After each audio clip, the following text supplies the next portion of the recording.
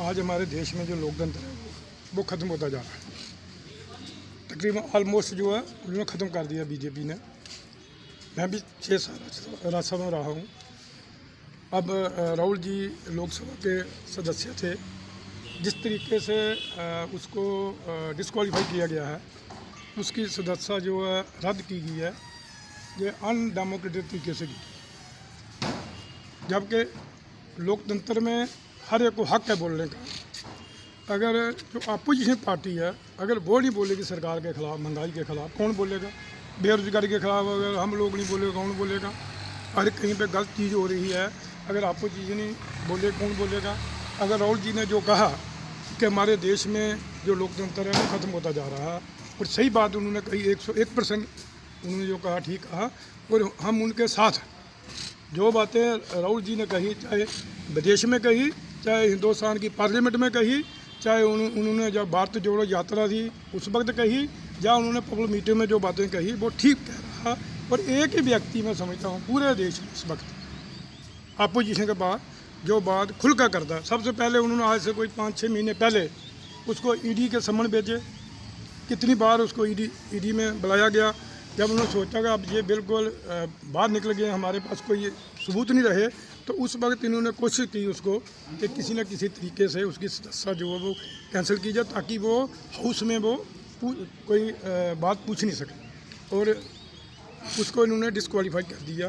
तो मैं हम सड़कों पे जनता में पूछें, तो इसलिए हम ये अब सड़कों में जा रहे हैं। ये जो सत्याग्रह है ये पूरे देश में हो रहा है, जम्मू कश्मीर के नहीं, पूरे हिंदुस्तान में। एक तो हम जो देश की बात है वो करेंगे, और बाकी दूसरी हमारी जो जम्मू कश्मीर में जो लूट खसूट चल रही है उसकी भी यहाँ हम जनता में जाकर वो भी बात जो है बुलंद करेंगे।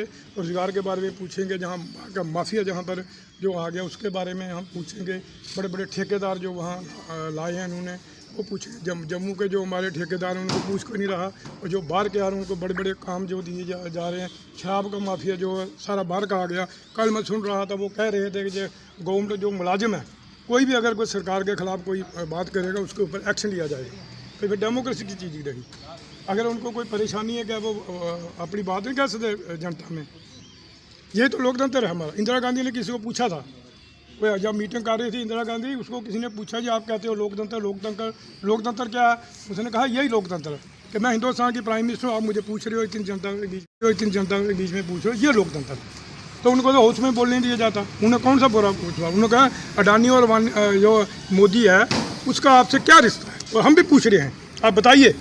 एक बार भी प्रधानमंत्री ने जब बजट सेशन चल रहा था उसके ऊपर जवाब में उसने एक शब्द भी जो है वो अडानी के बारे में नहीं बोला। वो इतना कह देते हम एक्शन लेंगे उसके ऊपर, वो मेरा दोस्त है, लेकिन हम उसके एक्शन लेंगे। एक बात भी उसने नहीं पार्लियामेंट में बोली जब बजट पेश हो। आगे पीछे की बातें कर उसने जो बजट है वो पास हो गया। क्या इस सत्याग्रह से पुनः इंदिरा गांधी की तर्ज पर एक बार पुनः 2024 में कांग्रेस पुनः सत्ता में लौटेगी? डेफिनेटली आएगी। पूरा विपक्ष जो है इकट्ठा हो रहा है, और ये उससे भी ज़्यादा मजबूती के साथ जो है कांग्रेस अब सत्ता में। मैं विशाल यात्रा में शामिल हो रहा है। बाजवा साहब लोग राज्यसभा के एमपी भी रहे, कांग्रेस के नेता हैं, इस ज़िले के इस कार्यक्रम के प्रभारी भी हैं। और इस वक्त जो देश के अंदर वातावरण है कि जो बोलेगा उसको या तो निकाला जाएगा या उसको मुकदमे में फंसाया जाएगा। ईडी, सीबीआई, इनकम टैक्स और तमाम डिपार्टमेंट्स जो हैं वो इसीलिए रखे गए हैं, वो बीजेपी की फ्रंटल ऑर्गेनाइजेशन हो गई हैं, और विपक्ष के घरों के बाहर उनको बैठा के रखते हैं, और कोई बोलने की इजाज़त नहीं रही। बड़ा सवाल लोकतंत्र का है।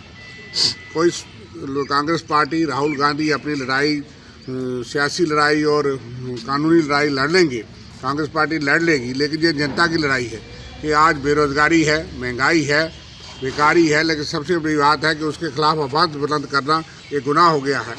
और प्रॉपर्टी टैक्स लगे, वाटर टैक्स लगे, बिजली के किराए बढ़े, टोल टैक्स लगे, शराबों की दुकानें खुलें, लेकिन इस पर सवाल खड़ा करना एक बहुत बड़ा अपराध हो गया है। सबसे बड़ा अपराध ये है। फिर किसी तरीके से सरकार के पास हथकंडे होते हैं, और हर एक आदमी को डराया जाता है, धमकाया जाता है। पूरा विपक्ष इस वक्त सड़कों पे है, और एक जन आंदोलन चल रहा है, सत्याग्रह है। आज सुंदरबनी जिला रजौरी में हमारा ये सत्याग्रह का हिस्सा है कि तमाम जगह पे ये कार्यक्रम बढ़ेंगे, और हम लोकतंत्र को बचाएंगे। बोलने की आज़ादी के लिए ये आज़ादी महात्मा गांधी और कांग्रेस पार्टी ने लोगों को दिलाई थी, आज उस आज़ादी को बचाने का ये मुहिम है। इसलिए हम सब लोग हमबस्ता हो रहे हैं, लोगों से आह्वान करते हैं कि इस तमाम चीज़ों का, बेरोज़गारी का, महंगाई का और आर्थिक मंदी का, तमाम चीज़ों का निपटारा जो है तब हो सकता है जब हम संघर्ष करें जुड़ करके और अपनी आज़ादी को बहाल रखें और हमारा अधिकार जो है उससे हम महरूम ना हो जाएं। इसलिए ये सत्याग्रह चल रहा है। आज भी शाम को जम्मू में विशाल जुलूस है जिसको रजनी पाटिल जी लीड कर रही हैं। उधमपुर में थी अभी वो थोड़ी देर पहले, और कई पूरे जम्मू कश्मीर में देशव्यापी ये अभियान है। उसमें हम यहाँ सुंदरबनी पहुँचे हैं, बाजवा साहब भी हैं, भूषण राज डोगरा जी हैं, हमारे ब्लॉक सदर और बाकी सारे सीधा हमारे कार्यकर्ता इकट्ठे हुए हैं।